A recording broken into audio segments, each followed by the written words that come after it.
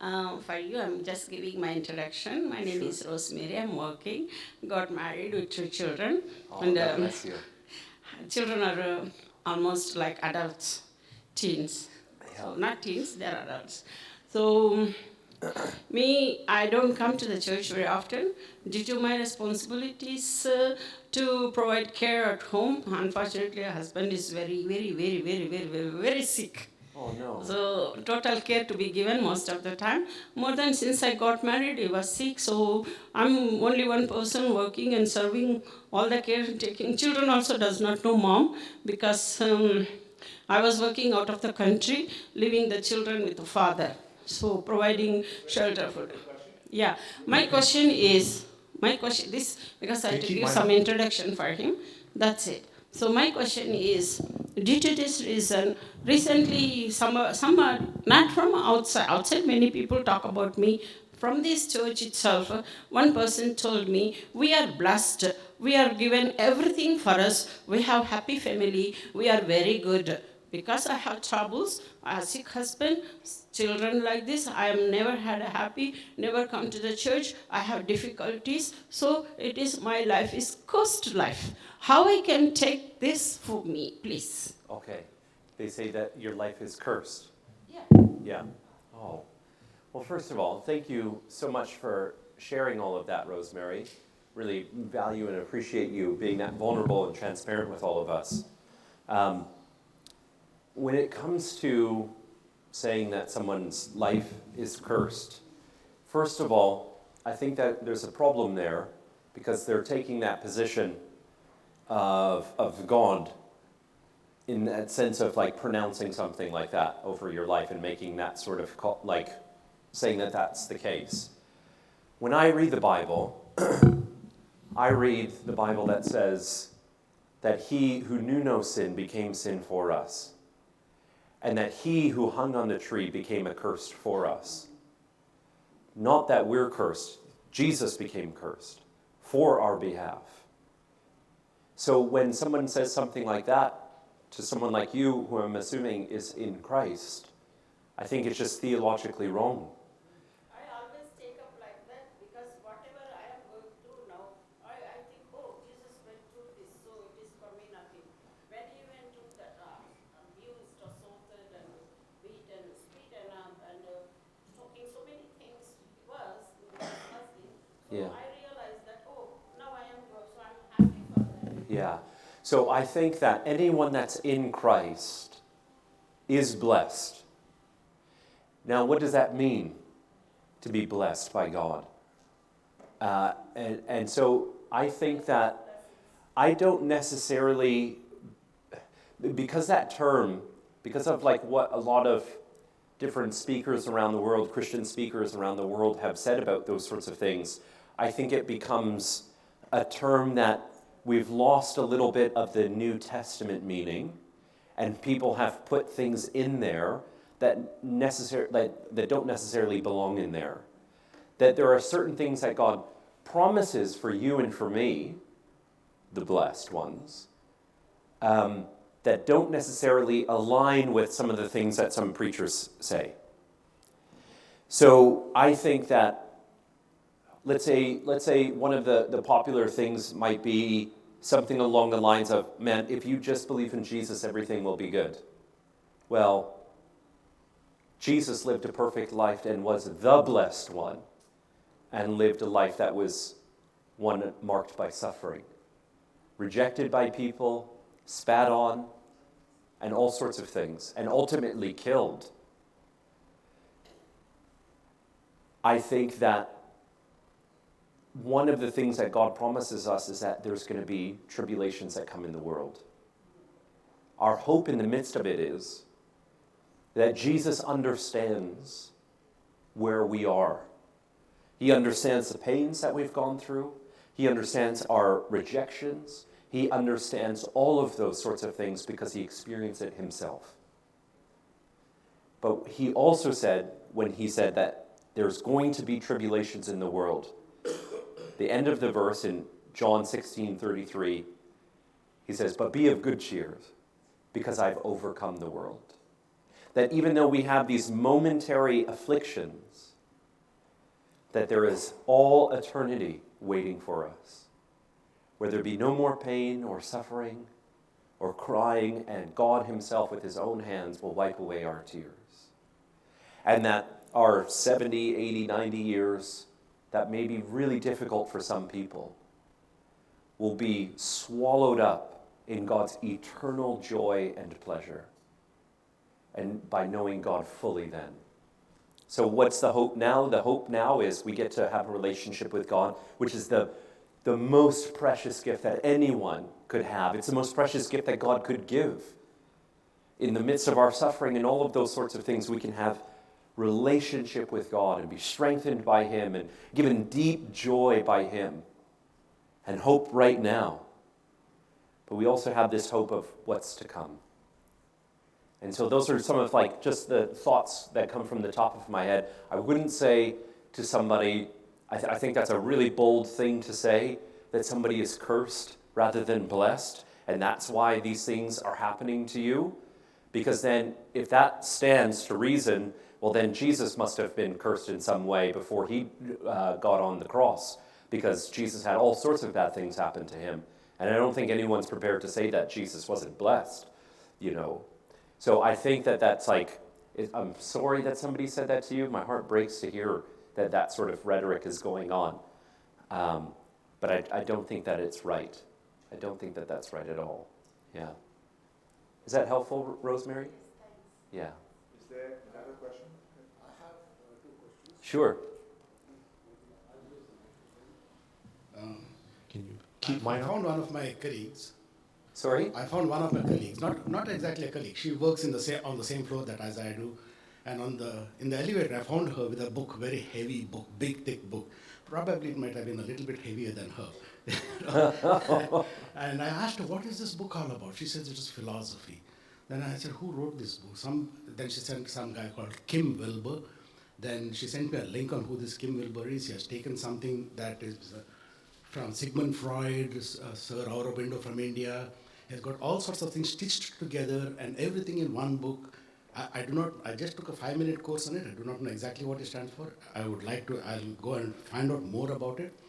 But now she wants to take me out for coffee. Okay. She's very eager to have coffee with me. Great. And I'm very eager to have coffee with her too. Yeah, She has got an good. agenda, I have got an agenda. Yeah. Okay. Now, I have got RZIMs. I listen to a lot of RZIMs, so I have it with me that I'm going to ask her for the origin, meaning, morality, and destiny. I'll also go for the same thing, like empirical verifiability, logical consistency, and experiential relevance. I also know that there is only one angle you can stand straight at, and I also know that truth is exclusive. But when I'm going to engage with her, is there some sort of advice you can give me? That's what I'm looking for, some sort of advice. Yeah. That is one thing. And my next question is, how to distinguish between a conversationist, a question to mock, and a genuine questionnaire? Oh, yeah. Okay, that's really good. Let me start with the second one first, and then we'll go to the first one, the Sigmund Freud one. How do you distinguish between somebody that's just like a genuine questioner and somebody that's like a conversation? One is a conversationist, one is a questionnaire, question to mock you. Question to mock you. The third one is a genuine question. And when you say conversationist, what do you mean by that? Oh, just, yeah. Oh, okay, yeah. Yeah, so and thank you for the question.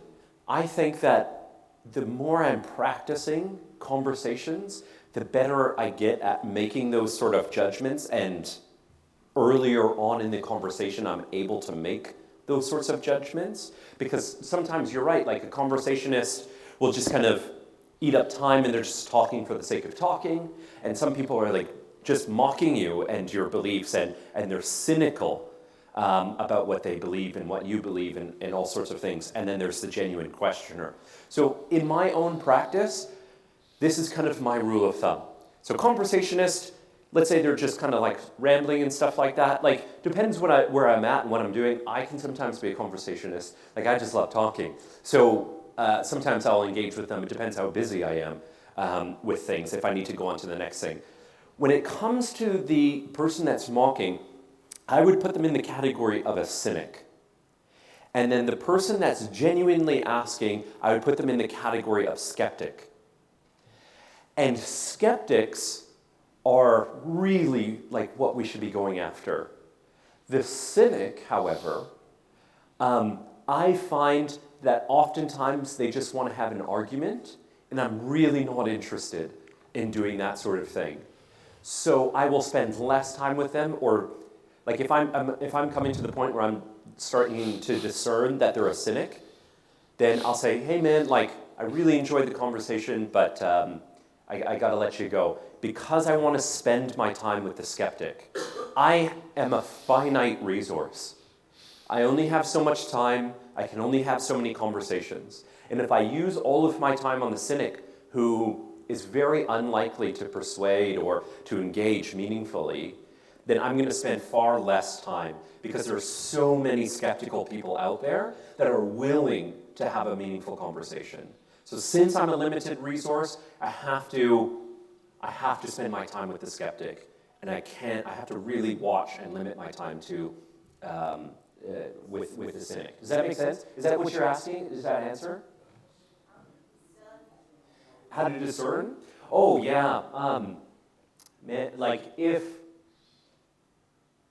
because sometimes it can be a little bit difficult, I agree with you, because sometimes the skeptic can come across a bit cynical at first, and you just have to respond a few times. So one of the ways that I kind of come across is their posturing. So if they're just really, if I'm not getting any sense of the conversation is progressing, like they're becoming less hostile, they're asking more meaningful questions rather than like these intellectual questions, then if they're not doing that stuff, then I'm starting to discern, hey, this is a cynic.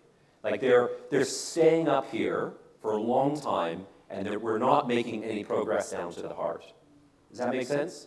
Whereas with the skeptic, yeah, there's a lot of like intellectual barriers that we need to get through. It's like Old Testament stuff, or like whatever, evil and suffering and so on, is any existence for God. And then we can wrestle through that stuff. And you can tell too, I think, like the way that they're asking, like they might start off a bit hostile, but then there seems to be a bit of a shift in their questioning, a shift in their tone, some sort of shift in their body language. And then they will start asking more meaningful questions. We can get really to the heart of it. So I'll give you an example. There was a Muslim lady, after I had an interfaith dialogue with a Muslim scholar. This is at University of Saskatchewan. And I had a bunch of Muslims come down afterwards and ask me questions on the Trinity and incarnation of God and all of these fun things to think about. And she started off like really hostile. And as we engaged with it, I just noticed her kind of like her shoulders just kind of like started to relax. And I'm like, man, this is a real seeker here. And then we got down to her real question. And her real question was, I've been a Muslim all my life, but for the past 7 years I've been in this state of depression. And the reason why I'm in a state of depression is there's all these kinds of things going on at home, but I feel like I want a God that can hear my cries. And I don't find that in Islam. And then we were making some genuine progress after that. So I think that's how I've come to come, and I think that's something that we just get better at the more we do it, and you'll be able to develop like an intuitive sense of like where they're at. So here, let's go to the first one, the philosophy in Freud. Yeah. So I'm not sure about that particular philosopher and that particular philosophy book.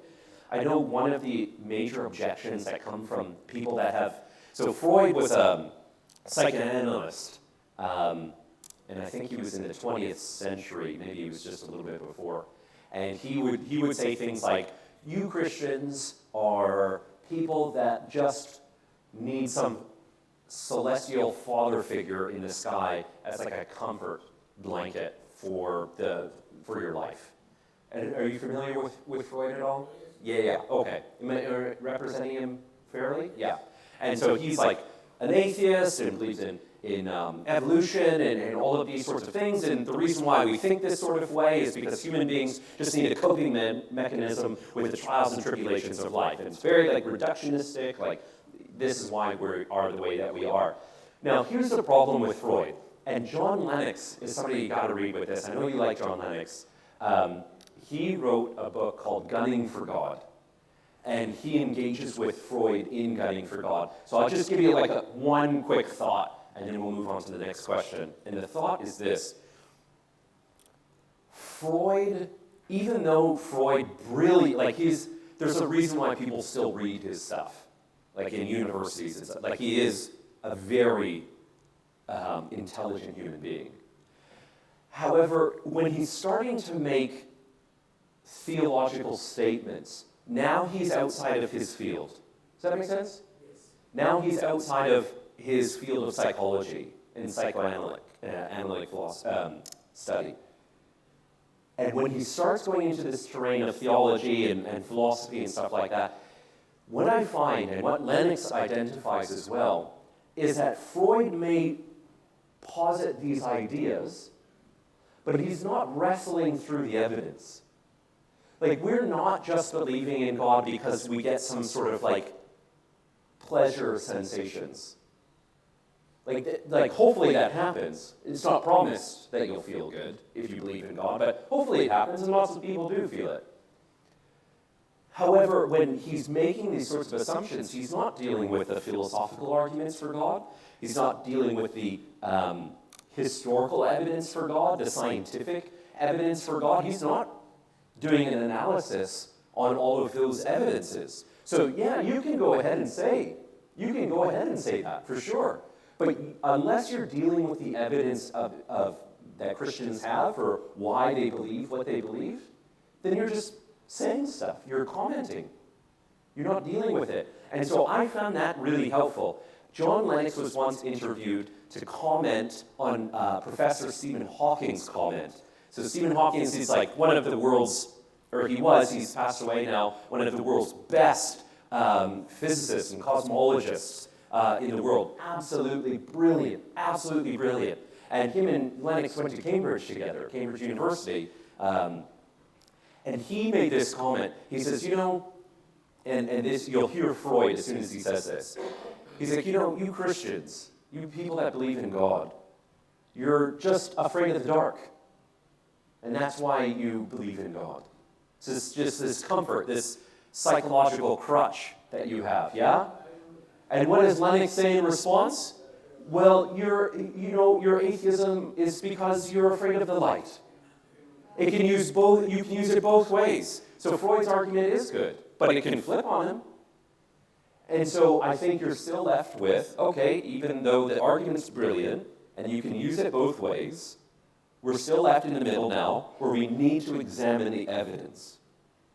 And as Lennox and many other academics that I know, at the very top of their academic fields, whether it's in psychology, neuroscience, physics, mathematics, philosophy, history, all those sorts of things, there are people, Christians, at the very top of those fields that take their faith in God extraordinarily seriously and are compelled and convinced and persuaded because of the robustness of the evidence. And they base their faith on evidence in the same way that we would base our faith on anything else. This is another thing that John Lennox, if you're not familiar with him, he's an Oxford professor of mathematics. He's triple doctorate, so he has something to say on these sorts of things.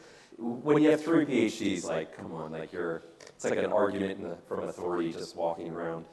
And so what he says is our faith, Christian faith, isn't purely a leap in the dark. It's a faith in the New Testament would be better translated, according to Lennox, who's looking at the original language, is better translated trust. And we build our trust in God the same way that we build our trust on anything. And it's based off evidence and clear reason.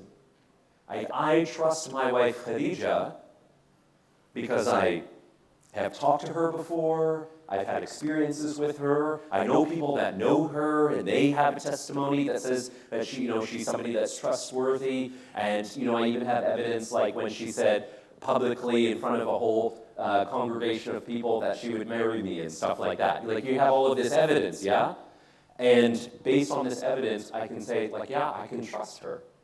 Like, does that make sense? And it's the same way in the Bible. We have all sorts of evidence, and we're going to get into that too for the second part of my talk, of all these different evidences, and we can base our faith on this evidence, and then from that, you take that step of faith, like you and I are thinking in our minds, in the same way that I take that faith and say, okay, Khadija, I'm trusting you, you're a trustworthy person. Based on all of this, I'm going to step into relationship with you based on that. And it's the same thing with God. There's all sorts of reasons to believe that God exists and why Jesus is God and so on. And based on that, based on clear reasoning, we take that step of faith and say, we are going to trust our life now and our future eternity with you. So does that help? Yeah? Okay. Good. Do you need at least half an hour to do before lunch to present? Or can you take one more question? Let's take one more question. One more, and then Let's do it. I just want to say thank you for emphasizing that there is a person behind the question, Yes. because it can be very easy just to fall into, for lack of a better word, argument or debate.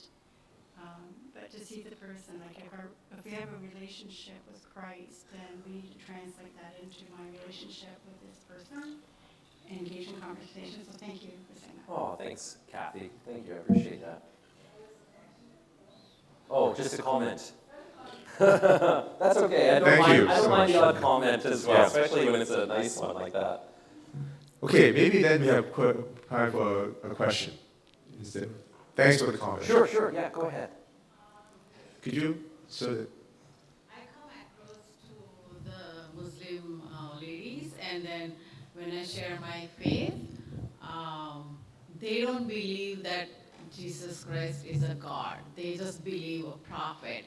So how do I, like, Respond to that? explain? Yeah. Yeah, so that's a really good question. So, like, why do we believe that Jesus was God rather than just like a human being? Yeah, okay. So, it's a little bit complicated when it comes to dialoguing with a Muslim based on, like, what we would call, like, the deity of Jesus. So, there's a couple of ways that you can go about it. I think like, some of the ways that I have done it in the past was not necessarily starting with a response, but also questioning the questioner. Like, I will ask them, like, okay, well, like, what basis are you saying what you're saying? Because I have reasons to be very skeptical from your sources of why you believe what you believe. So, for instance, they'll say, well, I'll give you a couple of different, for instances. So, for example, I find it really difficult to believe that one person in a cave, without eyewitnesses, is starting to receive this revelation from God that supersedes all of the previous revelations. Like, when you're doing something in isolation like that, and all of a sudden you come out and say, well, actually, you know what, guys, you guys all got it wrong. I got the right one. I find right away that this is problematic. And the reason why that's problematic is, like, well, why aren't we persuaded by Joseph Smith, for example, who also came out and said, actually, all of you guys got it wrong. Mormonism's the real way. That sort of thing. And that sort of logic and that sort of thinking, I think, is really problematic. I think it's also problematic, some of the, well, just, I don't want to, it's tricky because you don't want to get into this, like, let me show you all the holes in your faith before I respond about mine. So here's what I think that there's just, like, deep problems within the Islamic faith, like, fundamentally.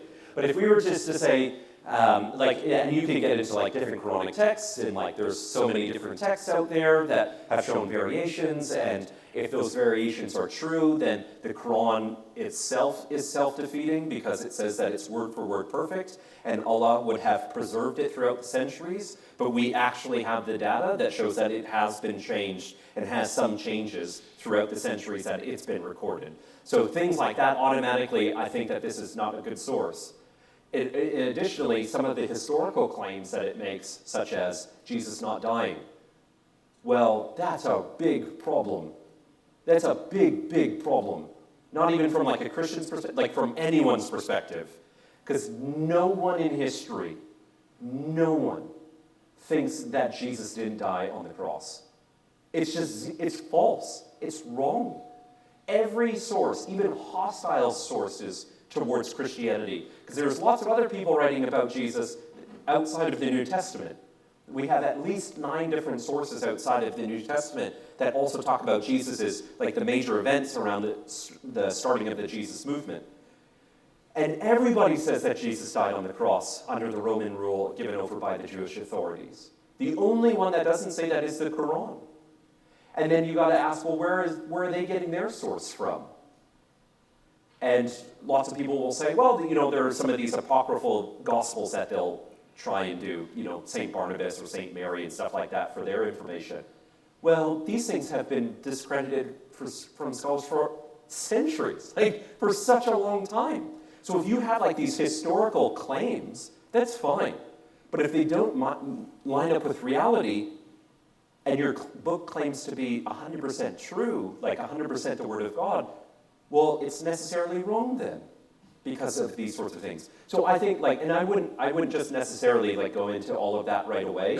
I would start by questioning hey, why do you think that sort of thing? Hey, have you ever thought about this? Have you ever thought about, it claims that Jesus didn't die, but all of these other sources, how do you reconcile that in your own thinking?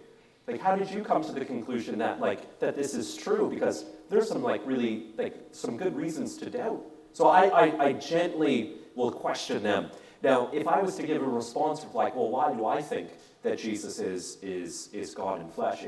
Well, first of all, it seems like Jesus thinks he's God in flesh. You read the New Testament, especially his biographies, the Gospels, Jesus never claims to only be human. Jesus does all sorts of things. They call it in the literature, there's a literature called historical Jesus literature. And it's huge, absolutely massive. You have to get at least 20 books under your belt just to get your head around, everything that they're discussing.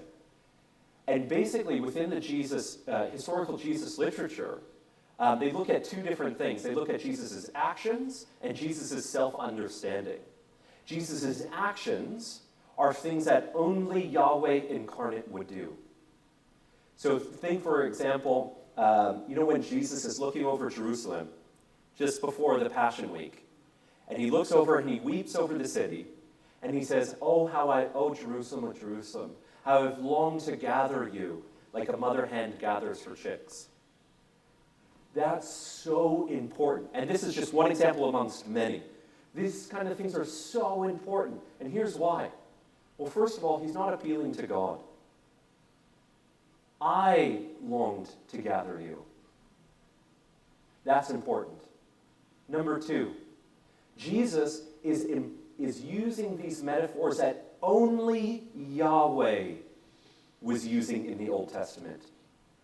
Only Yahweh thinks of himself as a bird that wants to gather his chicks, Israel. So in a first century Jewish context, it would be impossible for everyone to misunderstand what he's saying. And what he's saying is this: I am Yahweh who wants to gather you as a mother chick gathers her young. Does that make sense? So this is Jesus' actions, and he's calming the storms. Only Yahweh calms storms. He's casting out demons. Only Yahweh casts out demons. He's doing all of these different things that only Yahweh does. Only Yahweh is the good shepherd, yet Jesus thinks that he is the good shepherd. He's doing these sorts of things because his actions and his self-understanding is, before Abraham was, I am.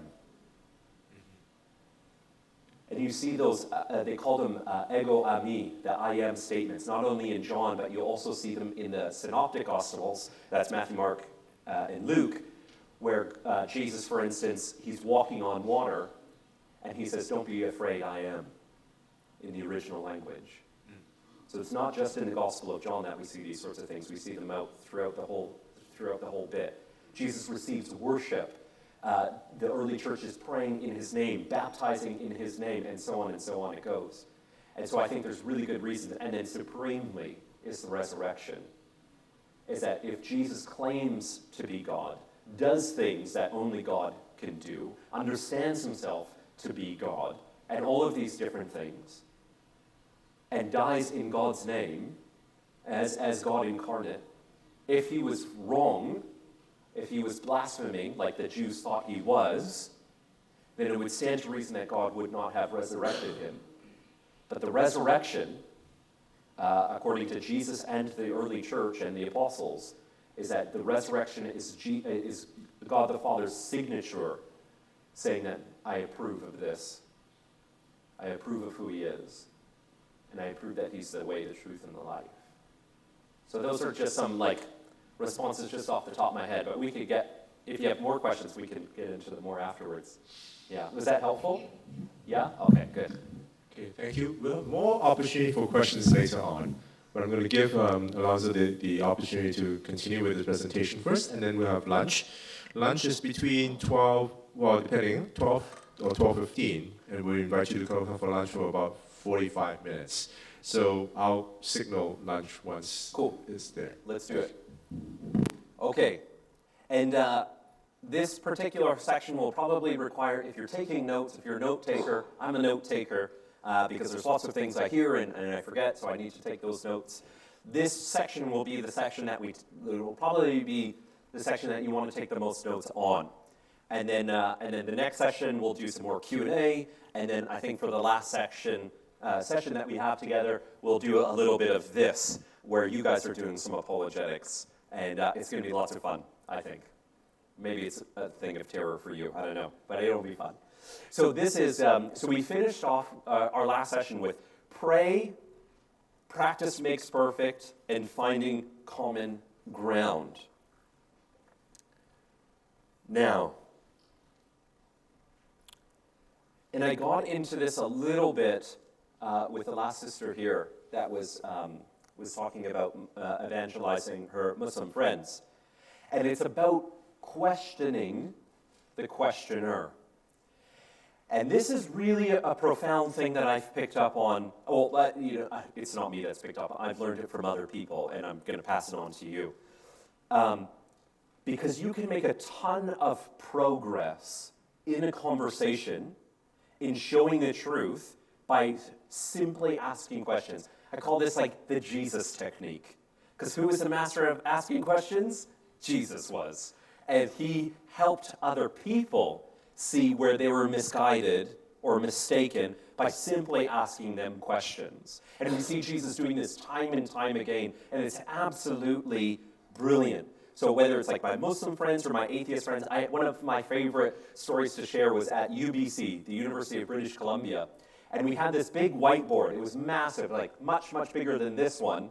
And I think we took it from a classroom or something like that. I don't know if you're allowed to do that, but we did it anyways for Jesus, yeah? So we'll be forgiven on Judgment Day. And so we had this massive whiteboard, and we wrote in big letters, "Does God exist?" So this is a super, super progressive campus. I don't know if you're familiar with UBC, but it's God is not really, it's not that friendly towards God there. And so we write, okay, let's just go right for the jugular. Does God exist? And so as students would come along and come and engage with us, they'd be like, no, rah, God doesn't exist, and all of these sorts of things. And so oftentimes what they'll say is there's no evidence, there's no reasons for God's existence. Tell me why you think that God exists. And I'll say to them, and this is one of my favorite things to do, and it's really insightful, really, really insightful to do, even in your own conversations. I'll say, okay, you don't believe that God exists. I believe he does. Convince me. Like, tell me why you don't think so. Like, give me an intelligent argument of why you think that there is no God. And then we can have a discussion. Not only will that help you figure out where their head is at and where their heart is at, but you'll be able to engage more specifically. But here's been my experience. My experience is that lots of people don't have a good answer. They'll say things like, oh, it's intuitive. It's intuitive that God doesn't exist. And I'm like, well, that's just false. Because for the vast, vast majority of human history, from the beginning to right now, the vast majority of human beings have believed in God. That's uncontroversial. In fact, they thought there was this thing called the secular hypothesis. And the secular hypothesis was this. They said that and this is like an enlightenment sort of idea. And so what they said was, as we progress in our education, better politics, better psychology, then this idea of God will go out the window. We'll get better technology and so on, and we won't need God anymore. And they made this a long time ago, this hypothesis. But you know what? The data is, in the 21st century, 2020, belief in God is only increasing around the world. Over 85% of the world believes in God. In some way. Not all Christians, obviously, but the vast, vast majority of human beings believe in God. In fact, if it was based on intuition or whatever, as you claim it is, then that assumption is just wrong. And that's not just like me trying to persuade you, that's like the data. The data is showing that it's wrong. So I need a better argument than that to convince me that God doesn't exist. And then we can get into an even deeper conversation. But it's been my experience that lots of times people don't have a good reason. They'll just kind of parrot things that they've heard on TV or on YouTube, or they've just, they've thought that we're 21st century sort of sophisticated people, and of course we don't believe in superstitious stuff and naive stuff like that. Does that make sense? And so they just say those sorts of things, which I don't think is a very good response at all. So I feel like that many, many Christians don't feel confident in asking questions and engaging and so on because they can explain how they became a Christian. Like, I was invited to church, like my sister invited me to church, but they can't necessarily explain why they are a Christian. You see the difference there? And it's a really insightful exercise to do as well when you're asking Christians like, hey, why are you a Christian? Like, what positive impact has that made on you? And it's unfortunate that like so many of them don't have a really good answer. They'll just tell you, again, how they became a Christian, which is not a really good response to have. There's this bankruptcy in our understanding, and their apologetic inventory, so this is like going to be our next point, their apologetic inventory is empty. And so what I want to do for you guys right now is fill up that apologetic inventory. Is that cool? Is that all right? So this is like the very best stuff that I could find for filling up your apologetic inventory. And it's huge, and it will build your confidence not only in your own faith, but actually in sharing your faith with other people. Does that make sense? Yeah? And it's a lifelong journey to really think through these things deeply, to read more books on them. I can't explain all of them in detail right now, or else we'd be here till Jesus comes back. But what we can do is at least begin to familiarize ourselves with these ideas. You can write them down and you can go and study them on your own. And I found that these things have just been super, super helpful in my own life. And even I was at this protest once. It was in Hamilton, and they were protesting an RZIM event that we were doing. And there was a gentleman across the street that had this big sign, and it said, "There's no reason for God." I was like, wow, that's really interesting that you say that. Because, well, I can give you 6 right now. on the spot, and then I just listed off some of these reasons I'm about to give you, and I didn't even have to get in depth with them, but it took him off guard. He's like, I didn't even think that those sorts of things existed, like you having evidence or reasons for belief in God. And it caught him off guard, and we were able to, after that, have a more meaningful, deeper conversation afterwards, which was the point of it the whole time. It wasn't just to show him up. It was say, hey, there's a good reason for why I put my hope in this. So this is, and let me just explain one other thing before I get into the list. And there's going to be, and we're going to run through them really quickly because I don't want to make all of you too hungry. But there is, and maybe we can also get into the next session, but I'll try and finish them this session, is there are 15 of them that I have for you guys, 15. So your apologetic inventory is going to be overflowing. You know what I mean? It's not just your cup that will be overflowing, it'll be your apologetic inventory. So, sorry? Yeah, okay, yeah, I'll make sure that you guys are writing them down. So this is the methodology, first of all, of how we do it. Oh, great. Yeah, so you guys can listen again afterwards. So here's, first of all, you have to get in your head the methodology. And this is like the way that we're going to use all 15 of these things.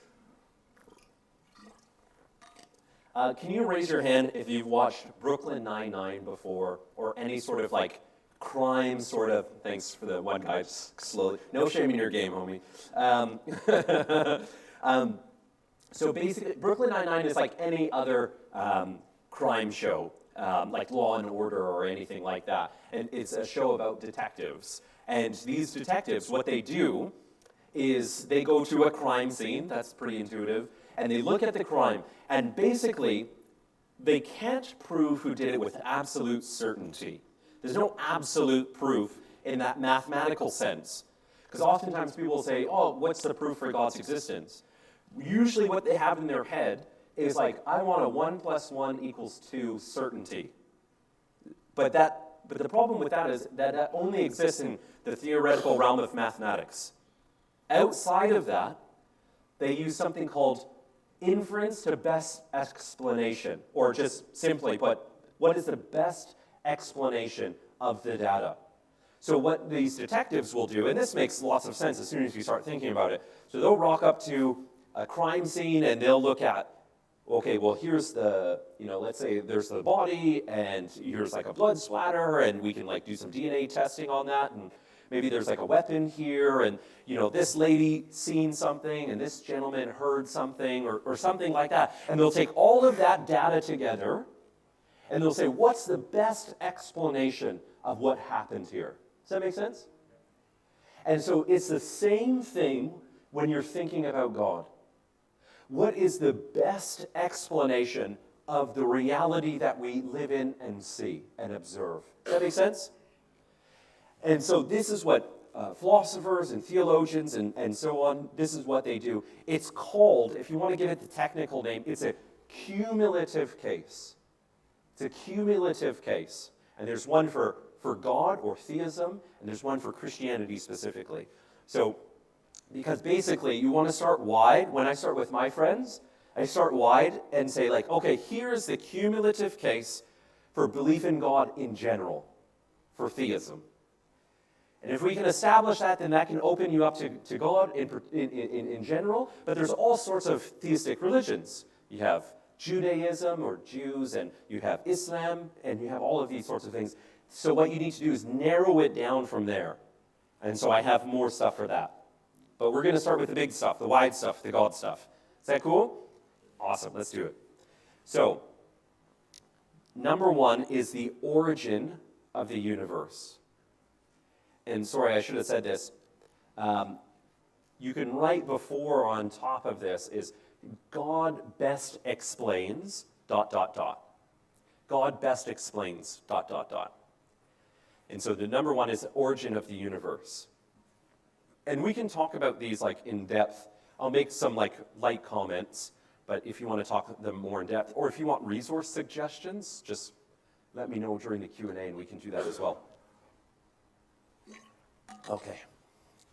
It's nice it's getting warm in here. Is everybody feeling much warmer than this morning? Yeah? It's the glory. Just kidding. It might be, I don't know. Okay, so number one is like the origin of the universe. And you don't have to write this down because I'll talk quickly so that we break in time for lunch. But the basic argument is this, that everything that begins to exist has a cause. You know, computers just don't begin to exist. Babies don't just begin to exist. I'll let Pastor Tim explain the cause for those sorts of things. I won't do that here. But I'm assuring you that babies just don't come into existence randomly. But everything that begins to exist has a cause. The universe began to exist. That's consensus science. That's not controversial, that the universe began to exist. That's not a good argument to disprove God. And if anything, you have to also explain why all of those universes exist as well. You know, you would need some sort of big universe machine maker and like, well, who made that sort of thing? And it seems like God would still have to make that. Plus, we don't have any evidence for the multi-universe. I'm getting off on a side subject. I'm going to stay focused. Anything that begins to exist has a cause. The universe began to exist. Therefore, the universe has a cause. That's what they call a deductive argument. It's like premise one, premise two, the conclusion logically follows. Does that make sense? You guys are all being so amazing for following along during the philosophical bits. I appreciate it, or the scientific bits. I appreciate it. But this is a really good thing that a lot of people don't think about, but it is a very logical argument, and it's very hard to respond to this sort of argument. So, okay, next one is the fine-tuning of the universe. So God best explains the fine-tuning of the universe. And fine-tuning of the universe is probably the most convincing, I think, out of all of these for God's existence. There are over 30 fundamental physical constants in the universe that govern our universe so that intelligent life can exist. If they were changed by the slightest, whether it's the gravitational force or the speed of light or so on, intelligent life would not exist, period. This is atheists and theistic scientists that say this. It just could not happen unless our universe was so finely tuned.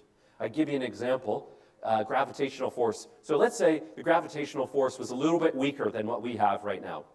Well, what would happen is, at the beginning of the universe, it would have exploded, the Big Bang would have exploded, and it would have gone so fast that planets, like all of the debris, all of the matter, would go out so fast, and with a weak gravitational force, they wouldn't be able to come together in galaxies. It wouldn't be able to come together in solar systems. It wouldn't be able to form planets or stars and all of those sorts of things. Does that make sense?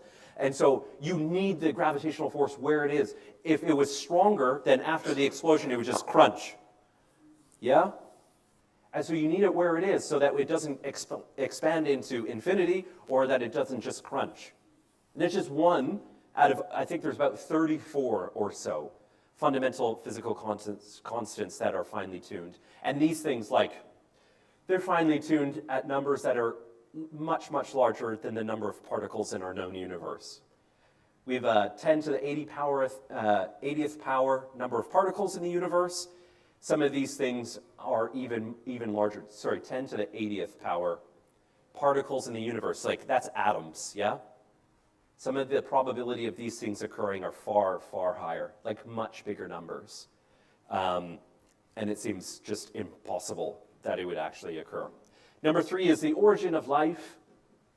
So wherever you stand on the evolutionary stuff sort of thing. So I won't get into like the details, but whether it's happened or not is irrelevant. I don't think it disproves God's existence if evolution was the means by which complex life happens. It could be very possible that God makes this system and this system like unfolds, but it's still God who makes the system. It's still God who makes all of the matter. It's still God who makes life.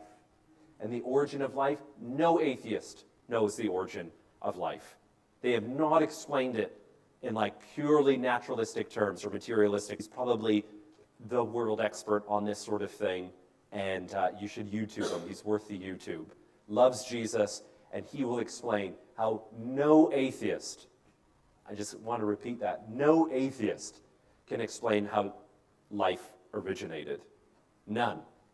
It's far too complex, and it's far too unlikely. There was a guy named Fred Hoyle, Sir Fred Hoyle. Again, he helped coin the term Big Bang.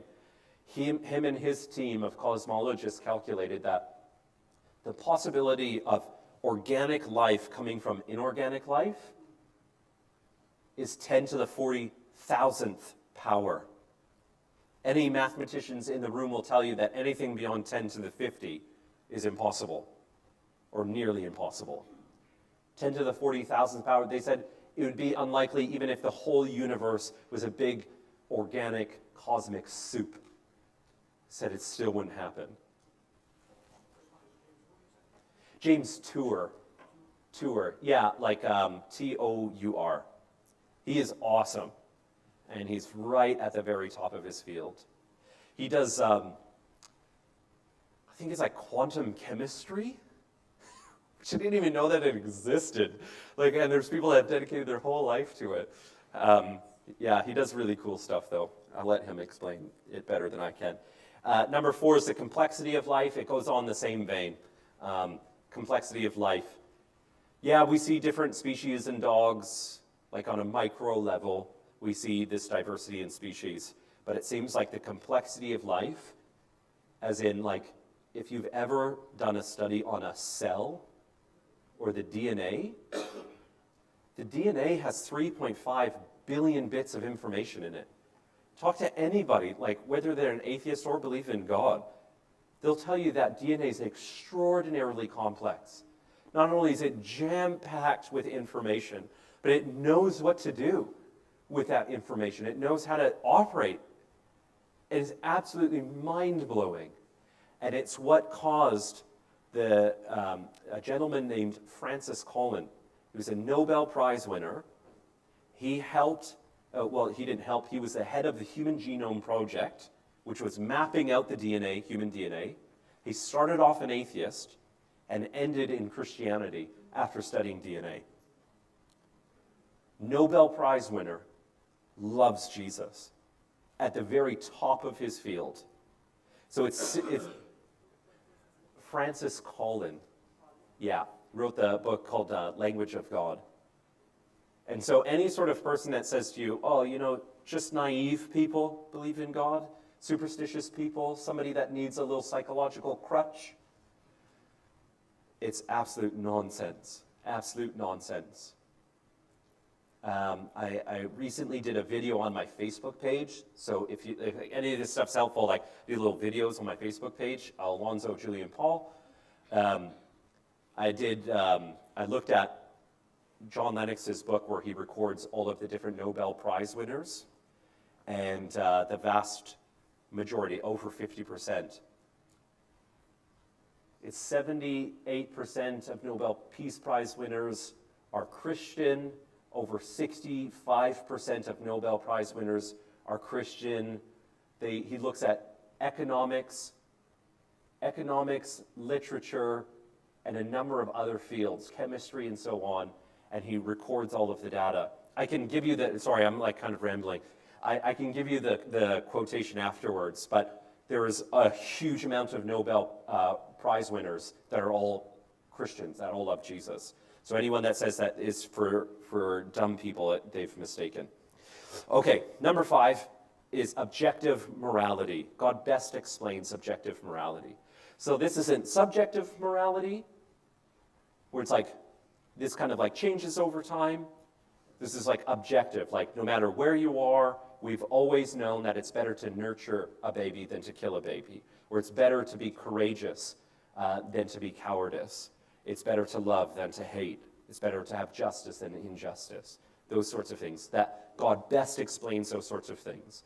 That even if all of humanity thought one thing, that God's objective morality would still stand. You know, if you look at Nazi Germany, what Nazi Germany did in the Holocaust was legal. They were operating within their law, with the consensus of the Germans. So if we base our morality on law, then the Nazis didn't do anything wrong. But you and I would say it doesn't matter if it's legal. It doesn't matter if everybody likes it.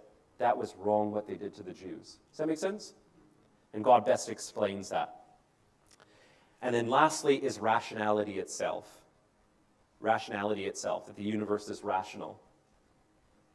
And there's a great guy, his name is Alvin Plantinga. He's from Yale University, Alvin Plantinga. He's probably one of the most influential philosophers of the 20th century. He's from Yale University, taught at Notre Dame, and he loves God, loves Jesus. He's a Christian guy, and he wrote one book after another defending Christianity. In fact, one of his works is called 24 or So Arguments for Theism, which is just in one work that he did, he lays out 24 or so arguments for God. Again, this is at the very height of the academy, and there are so many reasons why people believe in God. Like, people think that we only have like a couple of reasons. There are so many. From physics to philosophy, people are thinking about this sort of thing. So you can check out this guy. He talks about the rationality bit, and I won't get into it because it can get kind of technical. But if you want to ask about it during the Q&A, I'd be happy to explain it. He basically thinks that you can't believe in evolution and atheism at the same time. He doesn't think that that's possible. And it's really interesting, but we'll just leave that as a cliffhanger. So that's for theism in general. Now we're getting to Christianity. So that was 6 arguments for God, for God's existence. That God best explains all of these things. That if we lived in a universe where there was no God, I don't think you would find those things that we see here in our reality. So the next one is like, okay, well, yeah, so God exists. Well, there's lots of religions out there that believe in a God. What makes Christianity? Why do you think that one is true? Now, it's 12 o'clock. That would be like a place we could break, because I gave you a lot of information. Why don't we break there? Because I don't want to overwhelm you. It's like drinking from a fire hose. I remember when I first came across this stuff, and it was like, oh my goodness, I didn't know any of this stuff was there. And